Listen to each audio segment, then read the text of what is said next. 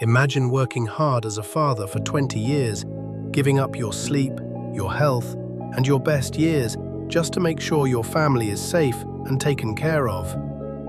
Then, one day, you realize your own children treat you like a polite stranger, while they treat their mother like a hero and their best friend.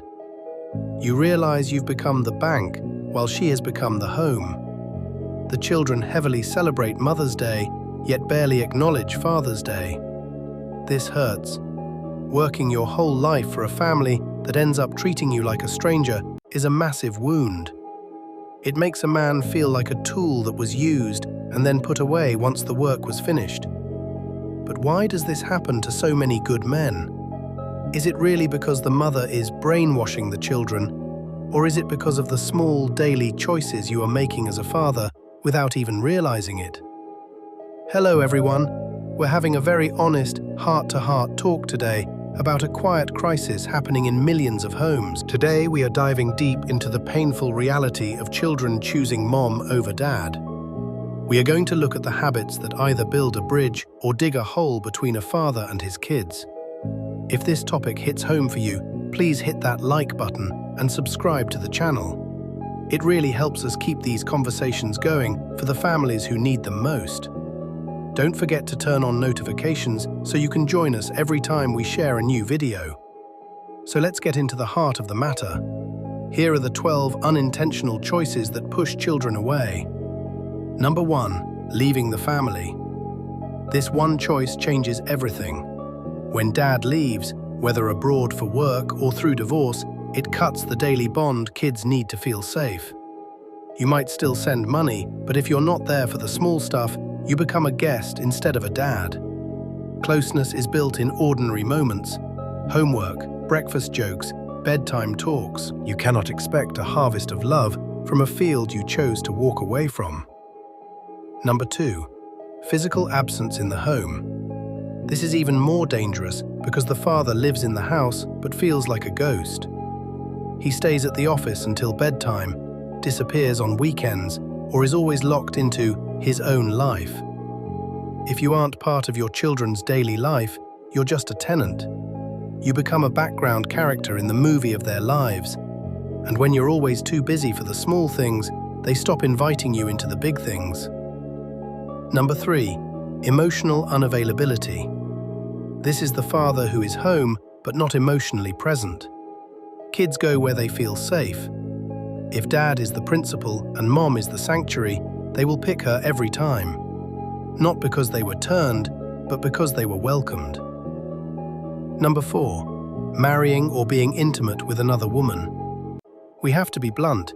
To a child, this is a total betrayal of the family team. Hebrews 13:4 tells us to keep marriage pure, and when that is broken, the damage it does to the kids is huge.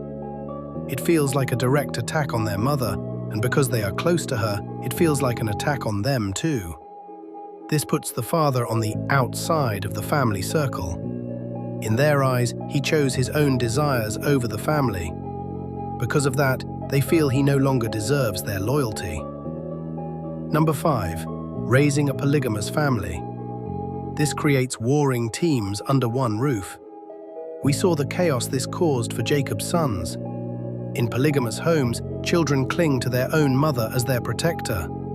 The father becomes a manager, a judge, a referee, instead of being a dad to each child.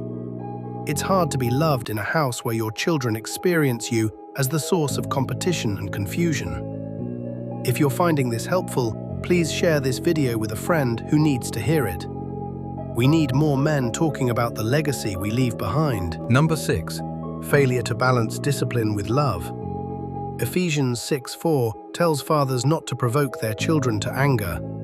If you don't explain why or show love to your child after a correction, you are not teaching, you're just winning a fight.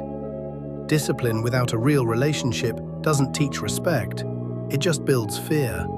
And fear is the fastest way to drive a child toward their mother's safe embrace. When you only show up to correct and never to connect, you become a person they want to avoid, not a leader they want to follow.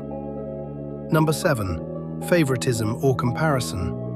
This is a wound that never really stops bleeding. When a father favors one of his kids or asks, "Why can't you be more like your brother or sister?" it kills closeness. We saw this with Joseph and his brothers. It makes the unfavored child feel invisible and broken. The siblings resent each other, and the father becomes the judge of everyone's worth. Children run toward the parent who accepts them without toxic comparisons. Number 8. Disrespect or conflict with the mother. Kids are fiercely protective of their mothers. When they see their father yell at her or treat her badly, they feel they have to pick a side just to feel safe. The Bible tells husbands to love their wives as Christ loved the church, with a love that protects her. When that is missing, children see their father as a bully. A father who honors the mother, even when they disagree, is building a bridge to his children's hearts. If you attack her, you attack their sense of safety. The children will always protect the one they perceive to be the victim, and in their eyes, that is almost always the mother. Number 9. Conditional love and high-pressure expectations. When a kid feels like your love depends on their grades at school or performance in sports, the relationship feels like a job. They feel valued for what they do, not for who they are. The father becomes a judge they can never please, while mom's love feels like the only safe place they can fail and still be loved. Children need to see unconditional love in their father's eyes. If they don't get that from you, they will stop trying and move toward mom for all their emotional needs. They shouldn't feel like they have to earn a seat at your table through their achievements. Number 10. Failure to apologize or admit fault. Some fathers think they have to be the man who is never wrong to keep their authority. But James 4:6 says, "God opposes the proud, but shows favor to the humble." Refusing to admit you messed up doesn't make you look strong. It makes you look cold and dishonest. It tells the kids that your ego is more important than their feelings. If you can't be humble and say, "I'm sorry," you can't have a real connection. Kids will always choose the parent who is human over the one who pretends to be perfect. Vulnerability is actually a bridge to trust, not a sign of weakness. Number 11. Prioritizing work or external prestige. This is a daily choice, choosing a promotion at work over being there for your child.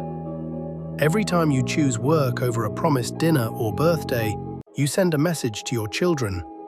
They are a distraction, while your work is the real investment. Eventually, they'll stop asking for your time because they already know the answer is going to be no. They will find other people to give their time and attention to, which is often their mom, and you will be left with a trophy and an empty house. Number 12.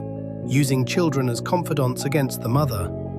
In a bad marriage, some fathers dump their adult problems on their kids just to get them on his side. But this is manipulation. It ruins a kid's sense of safety and puts a weight on them they were not meant to carry. They are meant to be children, not your emotional counselors in a war they didn't start. They will eventually resent you for stealing their peace to fuel your own anger against their mother. Your children are meant to be loved by you, not used by you to win a battle against your spouse. Now notice the common thread with these 12 points: a deficit of connection. The problem is rarely that fathers don't love their children. It's that children don't feel that love in daily, safe, emotional ways. Mothers often become the hero not because of a secret plan against the father, but because they do the daily work of the heart. They know their children's friends, their fears, and their dreams. They show up for the small things so they get trusted with the big things. But it doesn't have to stay this way. Here is the remedy: earning your place in your children's hearts. It's simple, but it requires humility. Stop being only the bank. Stop being only the judge. Be present. Be warm. Honor their mother. Listen before you lecture. Your title as father is given, but your place in their hearts is earned daily. Not with one grand gesture, but with 10,000 small ones. Before we finish, I want to hear from you in the comments. Have you felt this distance in your home? Or have you found a way to win back your children's hearts? Share your story in the comments, It might be exactly what another father needs to hear to save his family today. Make sure you share this video with your friends to help turn the hearts of fathers back to their children. Here's the final challenge. Don't let this list shame you. Let it guide you. Today, pick one thing. Just one. This week, make one small change. If you've been distant from your children, sit and listen to them for 20 minutes without your phone. If you've been working too much, clear an hour on Saturday that is strictly for them. If you've been harsh, find a way to apologize. Because in the end, your greatest legacy won't be your house, your car, or your title. It will be whether your children feel safe enough to run to you, not just respect you enough to obey you. Build that bond while you still can. Start today. Thanks for watching, and I'll see you in the next video.